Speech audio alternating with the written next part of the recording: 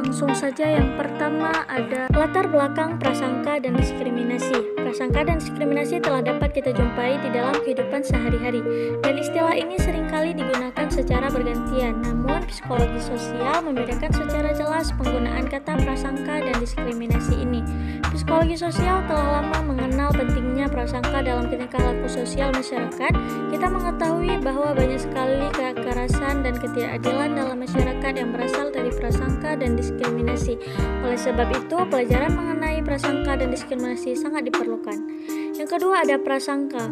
Prasangka adalah sikap atau biasanya negatif kepada anggota kelompok, tentunya yang semata-mata didasarkan pada keanggotaan mereka dalam kelompok.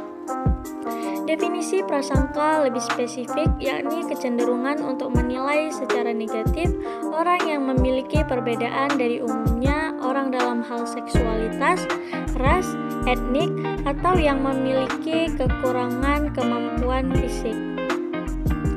Selanjutnya ada diskriminasi. Diskriminasi muncul dari prasangka yang tampil dalam perilaku yang dapat dilihat.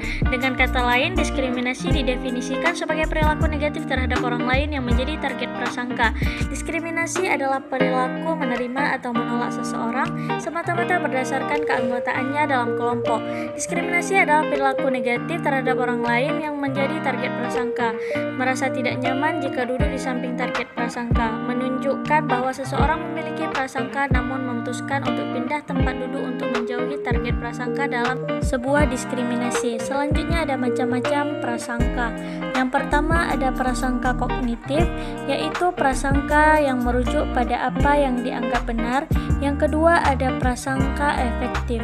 Prasangka efektif adalah prasangka yang merujuk pada apa yang disukai dan tidak disukai. Yang ketiga ada prasangka konatif. Prasangka konatif adalah prasangka yang merujuk pada bagaimana cenderungan seseorang dalam bertindak. Selanjutnya ada bentuk-bentuk diskriminasi. Bentuk-bentuk diskriminasi ada 3. Yang pertama, menolak untuk menolong. Menolak untuk menolong orang lain yang berasal dari kelompok tertentu seringkali dimaksudkan untuk membuat kelompok lain tersebut tetap berada dalam posisinya yang kurang beruntung. Yang kedua ada tokenisme. Tokenisme adalah minimnya perilaku positif kepada pihak minoritas.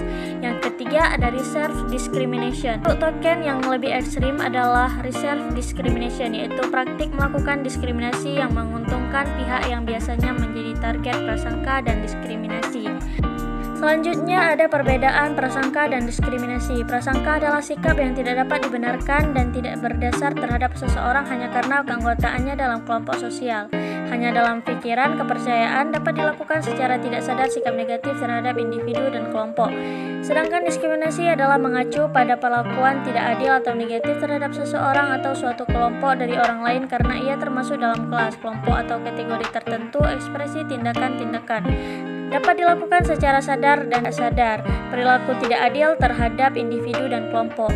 Selanjutnya ada persamaan prasangka dan diskriminasi. Prasangka dan diskriminasi adalah suatu sikap dan tindakan negatif yang berhubungan satu sama lain karena prasangka menjadi dasar dari sebuah diskriminasi.